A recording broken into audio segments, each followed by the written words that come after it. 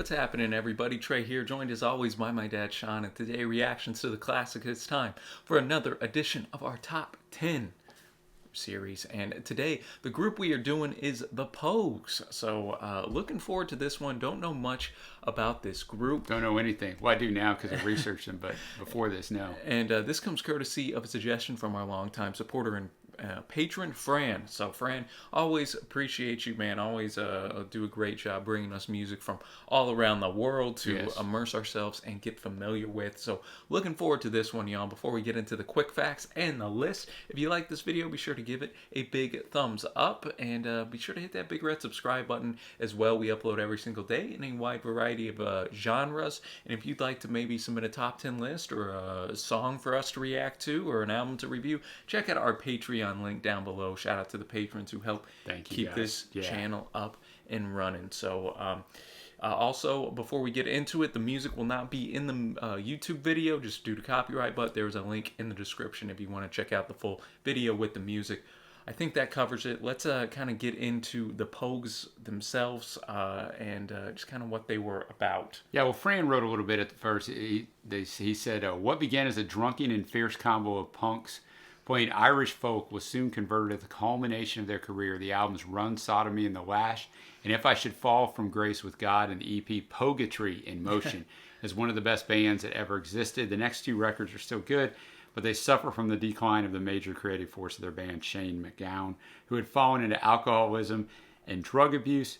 8 of the songs of the list are from this golden era of the group. At his best, Shane MacGowan is an excellent lyricist in my top 10 of best lyricists of all time. Tell us a little bit about the Pogues in general, Trey. Yeah, they were an English or Anglo-Irish Celtic punk band fronted by Shane MacGowan and others, founded in King's Cross, London in 1982. So throwing it back to the 80s here. And they were started as Pogue Mahone, and I hope I'm pronouncing that right. Yeah, you are. But the Anglicization of the Irish phrase of kiss my arse, essentially. So I think that's kind of cheeky and humorous. Yeah, exactly. And the band reached international prominence in the 80s and early 90s, recording several hit albums and singles. MacGowan left the band in 91 due to drinking problems, but the band continued.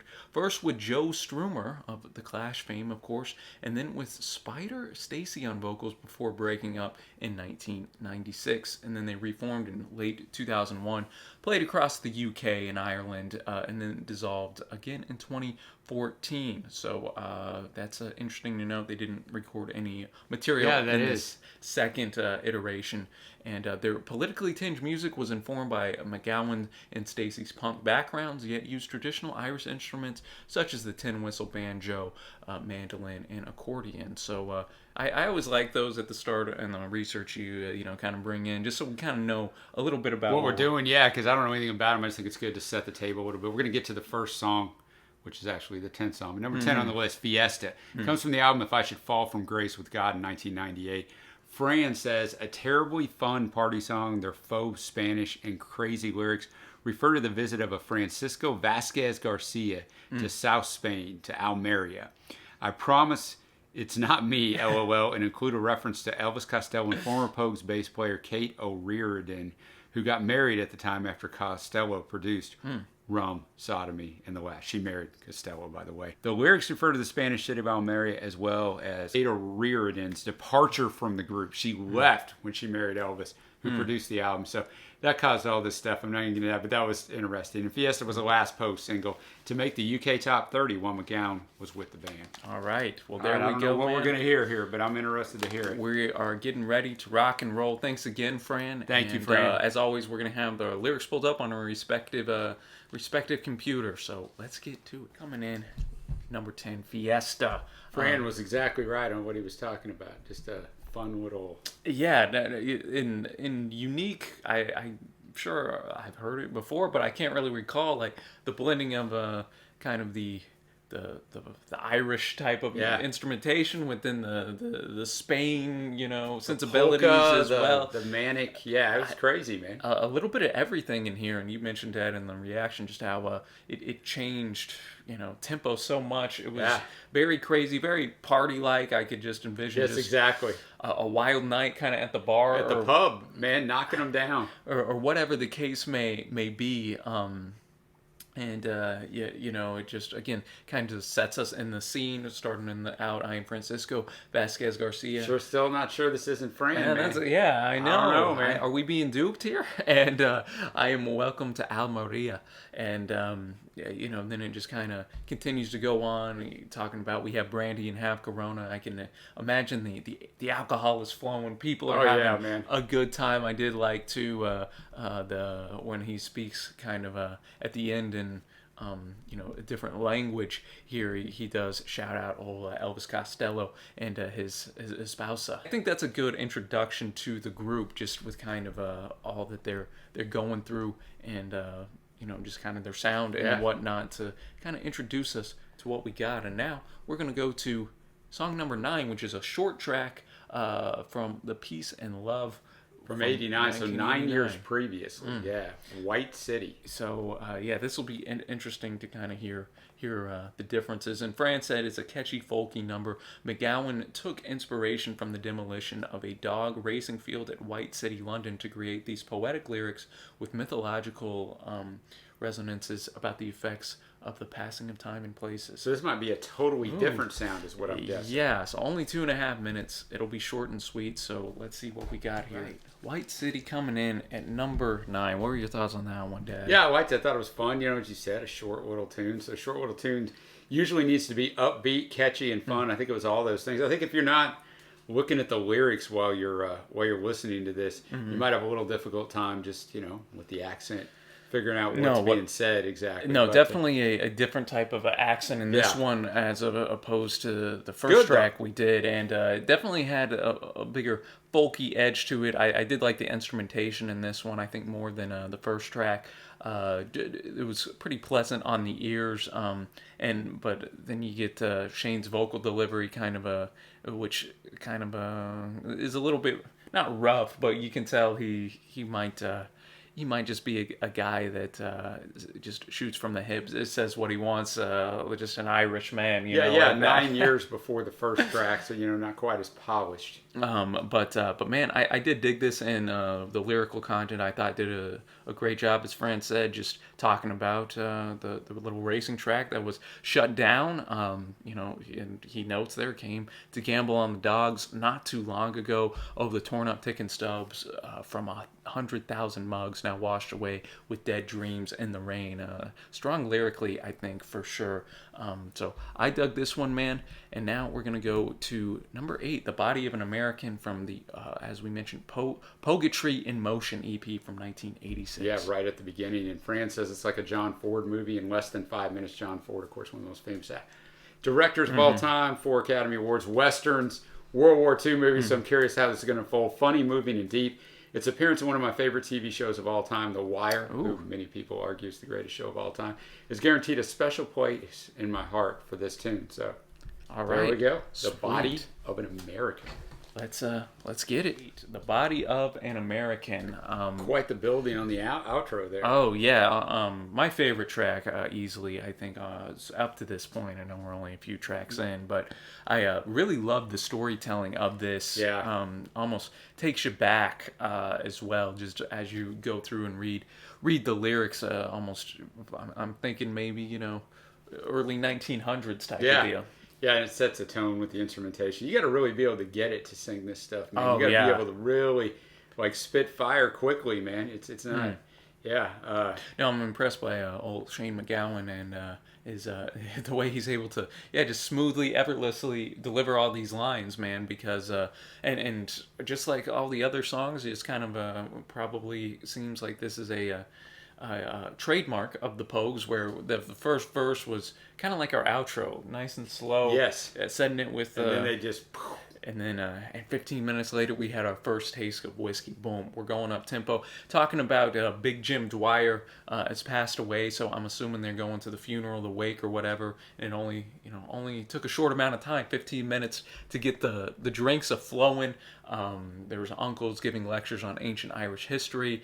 At 5 o'clock in the evening, every bastard there was pisky. I enjoyed that. I did too, man. And then as a chorus hit, I thought that was strong. I did too, man. Fare thee well, gone away. There's nothing left to say. Farewell to the New York City boys, to Boston and PA. He took them out with a well-aimed clout, and they often heard him say, "I'm a freeborn man of the USA." So I'm assuming that's what Jim used to say. I Jim guess Dwyer, so. he was a freeborn man, and then they kind of talk about Jim's life a little bit, just his adventures. It seems like he was a boxer. Yeah. And then they sent him to the war. So interesting, to note there, just as you continue to learn about old Jim here. And then our protagonist notes he said goodbye, I don't know, to Jim, to the United States, to whatever the case may be. A little interpretation there. He knows, I told you I'd always love you. I always did, and I always will. Strong tune, man. Really dug that one. Now, we're to number 7, the longest song on this list. We got the band played Waltzing Matilda. Yeah. Oh. And it's from Red Roses for Me. It was a 2004 bonus track on there. It's also from their 84 debut. It was the B-side of their first single, Dark Streets of London, in 84. Fran says the best anti-war song ever in its best version. Only Masters of War, which we have up on the channel, right, by Dylan, comes close, but it's not as moving. The Pogues make their own and improve the already heartbreaking original by Eric Bogle. And as you mentioned, written by Bogle, all the way in 71, the song describes war as futile and gruesome while criticizing those who seek to glorify it. This is exemplified in the song by the account of a young Australian serviceman who is maimed during the First World War. So again, kind of going back to that time period here. The protagonist, who had traveled across Australia before the war, is emotionally devastated by the loss of his legs in battle. As the years pass, he notes the death of other veterans, while the younger generations become apathetic to the veterans and their cause. And then at its conclusion, the song incorporates the melody and first few lines of the lyrics of the 1895 song Waltzing Matilda by Australian poet Banjo Patterson. What a name. Wow. So this one seems like it's going to be a heavy hitter. Yeah, I was for going to sure. say, this sounds like it's going to be fantastic. So let's get it. Number 7. The band played Waltzing Matilda. Wow.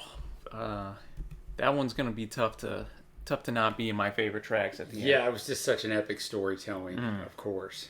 Yeah, it was really good. Yeah, and I loved the, you had the banjo in there at the start as well. I thought the instrumentation was perfect for the tone of the song, and what it portrayed. Very subtle instrumentally. Yes. You didn't have any really up-tempo parts like we had in these first few tracks, which, I enjoyed that. But for a song like this and what it's saying, I think they played this perfecly, man.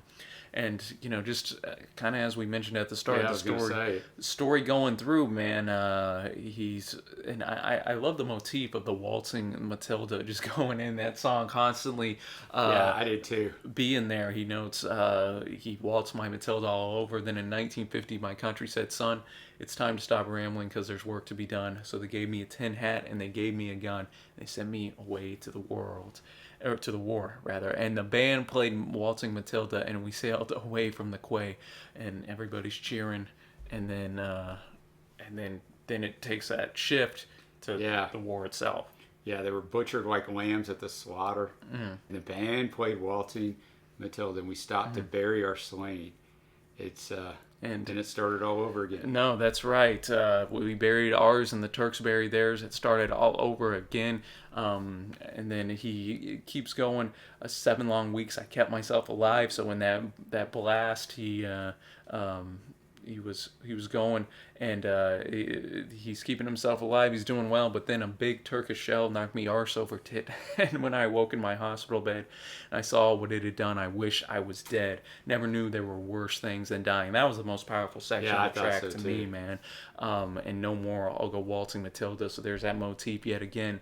Because he says, for to hang tent and pegs. A man needs two legs. No more waltzing Matilda for me. So then they ship back everybody who's injured, man. The people are there, but nobody cheered. They just stood and stared as they turned their faces away. Now the horrors of war are really kind of, coming home to roost, where you get to see it. It's different when you see it on a TV screen and when it's right by you. And whereas in the first verse they were cheering, they were let's go get it. And then now every April he sits, he watches the parade, sees his old comrades marching, having a good old time, and then the young people, they start to forget. They're like, what are they even marching for? He asks himself the same question. The band plays Marching Matilda. All the old men still answer the call, but year after year their numbers get fewer.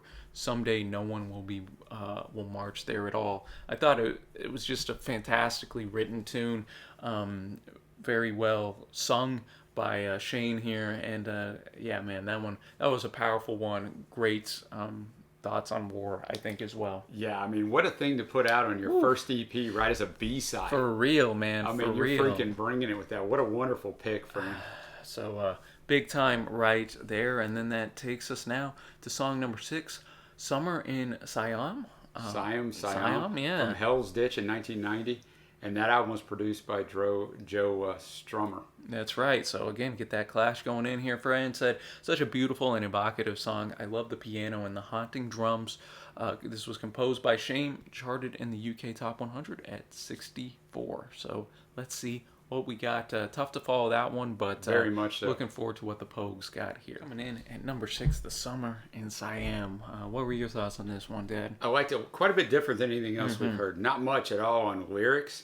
The instrumentation was really pretty, which the other stuff, the instrumentation's good, but like this is just a different sound. It's setting up a different atmosphere. No, definitely. The piano especially stuck out to me as just being a very great. The melody there was fantastic.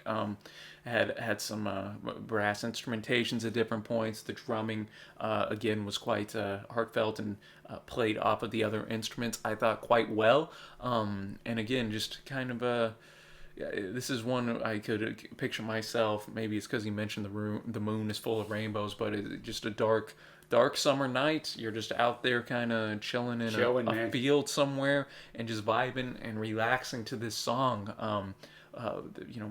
Might be my favorite instrumental section up to this point, man. So and again, I'm liking this list because it's showing us all these different sides of the Pogues and the different years and everything. So it seems like you never know exactly what you're gonna get with the group. And now we're now in the top 5, ladies and gentlemen, and we're gonna go to a song that's from one of their more famous records, Rum, Sodomy, and the Lash from 1985. Yeah, we got Sally McLennan. I'll do my best here to get that Irish stuff right. Fran says the Pogues deliver this uplifting track with the fury of punk and the emotion of folk. The lyrics masterfully mix the sorrow for departure with the joy of living, and the standout of the music is that awesome drum fill and the drunken backing vocals in the chorus. Second single to reach the UK Top 100, reaching 54, is composed by Shane and Trey. I had to look up and see. Sally McLennan is a type of stout. You know what stout is? Because I didn't. It's a dark, top fermented beer with a number of variations, including dry stout, oatmeal stout, milk stout, and imperial stout. I guess if you just ask for an imperial stout, maybe that's a little intimidating thing to do. Give me an imperial stout. Interesting, man. See, we're learning by I had to learn. I'm like, what does this mean? So there we go. Thank you, Fran, for making me a little cultured. Sally McLennan. Well, yeah, obviously Shane says it a lot cooler way than I do. That's just a nice, fun one. Back to just an up-tempo.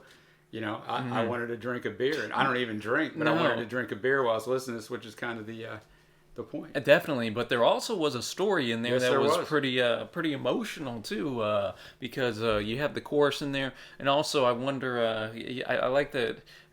I thought this was an expert in lyricism and songwriting, because you can, I think, interpret, is the Sally McLennan, the stout, the beer, or is there actually somebody that he's looking for, a love interest? And then, of course, in the verses themselves, we have this guy Jimmy, who's kind of the main character of the song, so to speak, or the person we focus on the most. He he noted Jimmy didn't like his place in this world of ours where the Elephant Man broke strong man's necks, where he'd had too many powers. So sad to see the grieving of the people that he's leaving, and he took the road for God knows in the morning, which comes into play later when we figure out how he died. The years start passing. Our main character starts to learn and love the virtues of sweet Sally McLennan, and he took the jeers, drank the beers, crawled back home at dawn. Again, very fun in the chorus whenever you get the backing, like Very drunken vocals and whatnot. They note that some people left for heaven without warning, so now people are starting to die.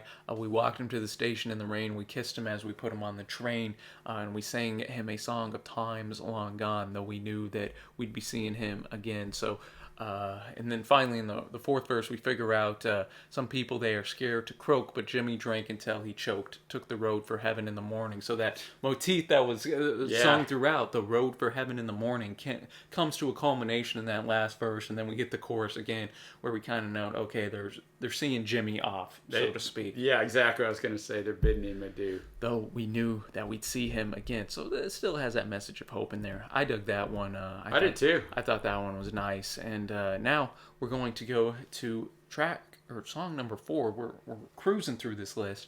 We got "If I Should Fall from Grace with God" from 1988, from the album of the same name. Yeah, Fran says another great proof of the powerful combination of punk and folk with Shane's raspy yet expressive vocals and the galloping drums and accordion driving the song. I suggest you check out the video of this one, which we will do later, and Sally McLennan, to grasp the incredible energy of the band live. I could feel it without even and its connection with the audience. I must have danced to this tune 1,000 times easy. That's the video I want to see, Fran. Single 58 in the UK, early recording of the song, performed at a slower tempo, appeared on the Straight to Hell soundtrack in '87. So that would be interesting to check out too. So yeah, only 2 minutes 20 seconds. So awesome. Short, and I'm expecting quite an up tempo tune. A nice rowdy Celtic punk tune, man. And I love the fast-paced nature of it, the accordion, and just, as Fran said, he kind of just wanted to get up and go with it. Yeah, you really did. Yeah, that one was one of the fastest ones that we have come across. Just, even their shorter songs seem longer, not in a bad way. Just because, you're getting your money's so worth. much. Yeah, out of 2 minutes and 20 seconds for sure. And I again enjoyed the story to go along with the varied instrumentation that we have. I'm impressed with Shane's lyricism. He just, again, at the start, "If I should fall from grace with God, where no doctor can relieve me, if I'm buried neath the sod, but the angels won't receive me, let me go, boys, let me go." And then as the song kind of goes on, we figure out, maybe, because he notes, "Bury me at sea where no murdered ghost can haunt me. If I rock upon the waves, no corpse shall lie upon me." So maybe this guy killed somebody.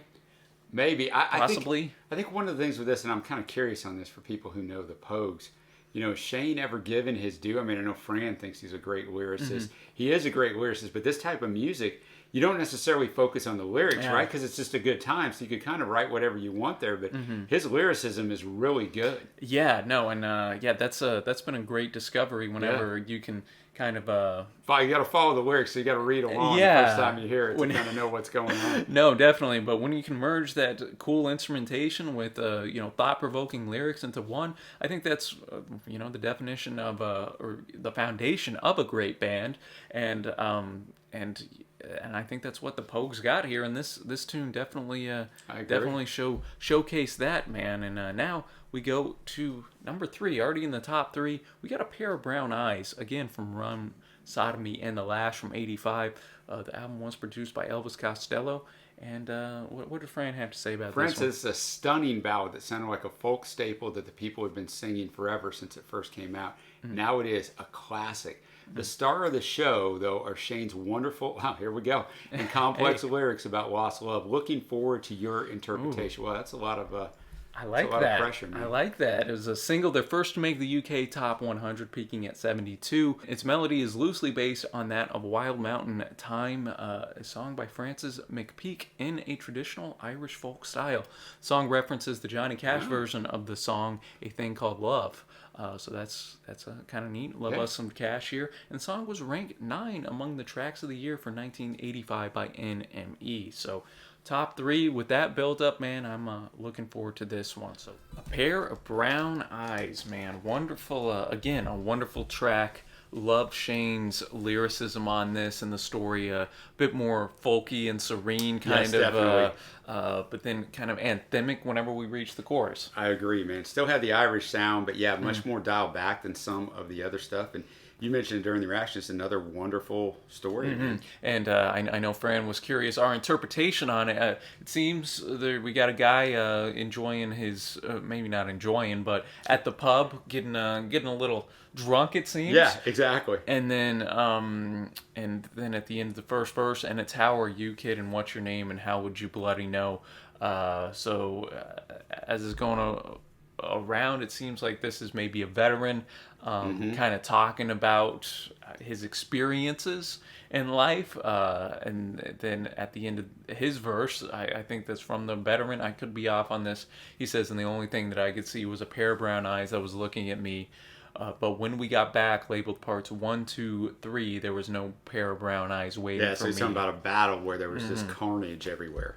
And then next verse says, I looked at him, so I'm assuming it's our, kind of the younger protagonist here, and all I could do was hate him. And so I don't know, maybe that's not it, but who knows? But he's got some youthful fire in him. Yeah, so I to think speak. he's just jealous, and it's not that he actually hates the person. He just hates the fact that this dude has a chance to do it from the beginning again, Yeah. that he doesn't have anymore. And then he noted, I saw the streams, the rolling hills where his brown eyes were waiting. And I thought about a pair of brown eyes that waited once for me. So kind of then bringing the young man and the old man Yeah. together, possibly. I don't know. So then the young man, he leaves drunk. And then he hears the birds whistling and whatnot. So, that's just what I'm taking in first listen. All Me that too. to say, though, man, really enjoyed the instrumentation and the lyricism on that one. I thought that was a standout one. I agree. That's going to take us to Fairy Tale of New York, off If I Should Fall from Grace with God in 1988. Here's what Fran said. Well, you tell us what Fran said, and then I'll kind of break it down a little bit. Okay, so the best Christmas song of all time, their most famous track. It saddens me deeply that some media banned it lately because of some of the words in here. I find this kind of behavior so short-minded. Sonically, the song showcases how much of the band had matured. The arrangements are wonderfully crafted and serve the song perfectly. The powerful vocal deliveries of McGowan and Kirsty McCall just grab you throughout the whole tune. Lyrically, the track narrates the relationship of an Irish couple in New York from their romantic and hopeful beginning until it's sordid in where all their dreams seem forever broken and blame each other for their failure. As Fran says, it's extremely moving. Okay, in the UK, it's the most played Christmas song of the 21st century. Oh, wow. It's frequently cited in the UK as the best Christmas song of all time, not just Fran, in various television, radio, and magazine-related polls. The majority of the lyrics have been written while Shane was recovering in bed after being struck down with double pneumonia during a Pogues tour of Scandinavia in late 1985. He later said, quote, you get a lot of delirium and stuff, so I got quite a few good images out of that.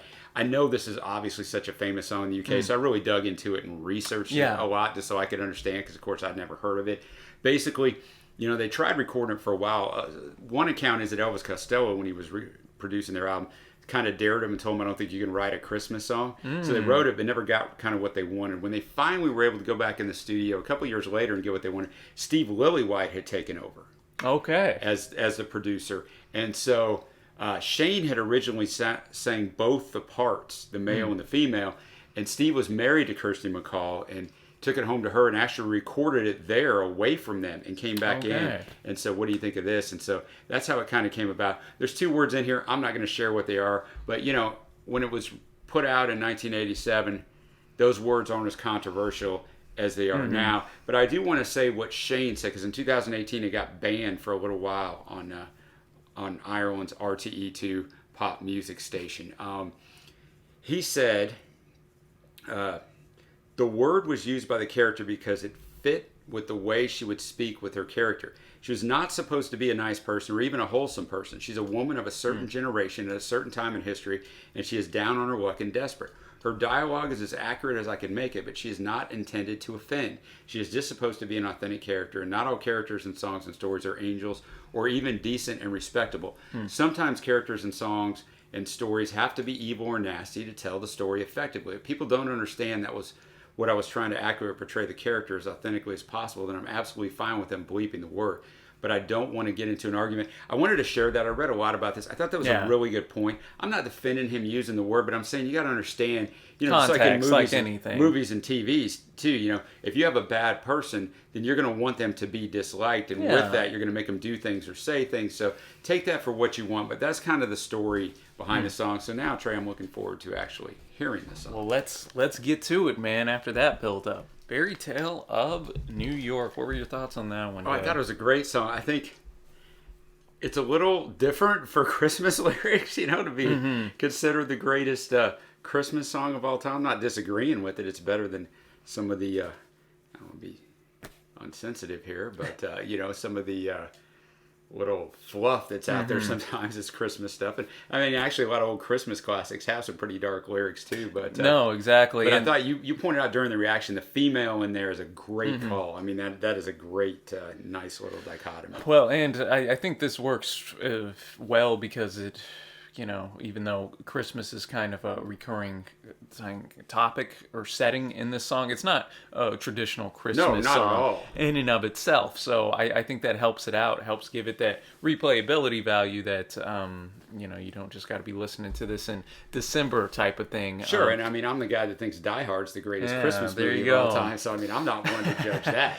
And, it just starts off kind of setting the scene. The guy got lucky, got a bet that came in 18-1. I've got a feeling this year's for me and you, he knows I can see a better time when all our dreams come true. And then Kirsty comes in, and then the music shifts a little bit, being more up-tempo. They kind of have these illusions of grandeur out there as well. But then it takes a turn kind of in the fifth verse where they start calling each other names. The deterioration of the relationship is going, saying, Happy Christmas, you are, I pray God it's our last. I like that.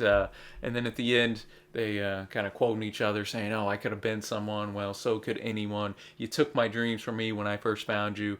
But then Shane notes here, I kept them with me, babe. I put them with my own. Can't make it all our own. I built my dreams around you. So I think at the end there's kind of some I do too. reconciliation there. So I definitely dug that one, man. And that takes us to our number one Pogues song. Numero uno. Ooh, off of their EP, Poetry in Motion from 1986. We got A Rainy Night in Soho. We had Siam earlier. Now we're going to get Soho, man. What did Fran have to say about this? Said another fantastically arranged ballad with touching lyrics. For me, both Fairy Tale and this one are perfect songs all around. I place this a little bit higher because the lyrics are more universal and they relate more to me. This nostalgic tune reflects about the effects of the passing of time to friendship and love relationships and makes you reflect along. I can play it over and over, so emotive. Nick Cave, who we've done a lot of here on the channel. Well, for Fran, yeah. Yeah, made a good version, but I like this one better. And then he said, I really hope that after listening to these tunes, we can count 2 more souls to the list of Pogues fans. This was originally released in 86, as you said, on Poetry in Motion EP, but 2 recordings of various mixing of songs were made in the studio. Shane and Elvis Costello clashed over the final mix of the song, with Shane preferring a mix featuring a cornet and Costello preferring a version with the oboe. The cornet version was used except for in Canadian editions of the EP, which used the oboe, which is kind of weird, but okay. All right. And then the third version, combining elements of both, was issued on the 1991 Poetry in Motion reissue. So if you have if you listen to this and you go, wait a minute, my version sounds different, I just wanted to have that in there so you understand why. All right, let's do it. Numero uno. Melody just gets stuck in your head, man. It very much A Rainy Night in Soho finishing off our list, and I'm with Fran, man. That's definitely one of the better ones. Yeah, I agree. Gotta add that to the songs. It knocks something off that I had up there. So. That's the way it goes. Ooh, I loved it. I just loved the arrangement of it. The cornet coming in at the very right time. The strings in there towards the end. Yeah, it was beautifully arranged and really showed off just a nice tone to Shane's voice. At some of these other Definitely. things, he always sounds good, but like this one really And was nice. lyrically, again, just a very poetic at different points. And again, some ambiguity, I think, in the Yeah. lyrics, which I think he even nods to at the end where he says, "Now this song is nearly over." We may never find out what it means. He notes, "Still there's a light I hold before me. You're the measure of my dreams, the measure of my dreams." Definitely a love interest, we'll just Of say, course. up here, just throughout the song, noting that we watched our friends grow up together and we saw them as they fell. Some of them fell into heaven, some of them fell into hell. I took shelter from a shower and I stepped into your arms on a rainy night in Soho. The wind was whistling all its charms. So there's where you get the title. Yeah, exactly. Yeah, no, I agree with you. It's a fantastic tune, and I guess it's going to bring us to our favorites, Trey. We always traditionally pick 3 favorites off the top 10. right. We don't got to be held to that, but I try to stay to that. It makes me be disciplined in really hearing. I'd never heard any of these songs. So for me, my honorable mention, I just have an honorable mention since it was in the top 3 and just got knocked off. Number 8, The Body of an American. The 3 favorites. The band played Waltzing Matilda. That's going to be one of mine. Which, I mean, I just came across Waltzing Matilda because we're doing a Tom Waits album where it's actually inside of that, too. Fairy Tale of New York and A Rainy Night in Soho. I mean, he did a wonderful job picking these. Yeah, I'm going to go Rainy Night in Soho. I'm going to go the band played Waltzing Matilda. And then... A Pair of Brown Eyes is making a run, as well as Fairy Tale of New York, of course. I'm going to go a little different, though. I'll go Sally McLennan, just to get a little, just since that was, I kind of like the double meaning in that track. Right. You don't know who or what it is, and it kind of went a little faster. I wanted to throw a little more punkish type I like tune that in too. there. Yeah. Show a little love, Yeah. No, I will say, Fran, thank you for bringing us the Pogues. I'd heard of them, never heard a song by them, or if I have, maybe it was in a live stream. Yeah. I don't really remember, but great stuff, man. No, I really like it. definitely, definitely gonna have to go listen to at least some of their most acclaimed works that made an appearance up on here, man. Definitely want to hear from you all. What's your favorite Pogues record? And if you so choose, give us your list of top 10 Pogues. right. Be sure to show Fran some love as well for allowing us to highlight these guys on the channel, man. So as always, Dad, appreciate it. And until next time, thanks for watching, happy listening, and we will see ya.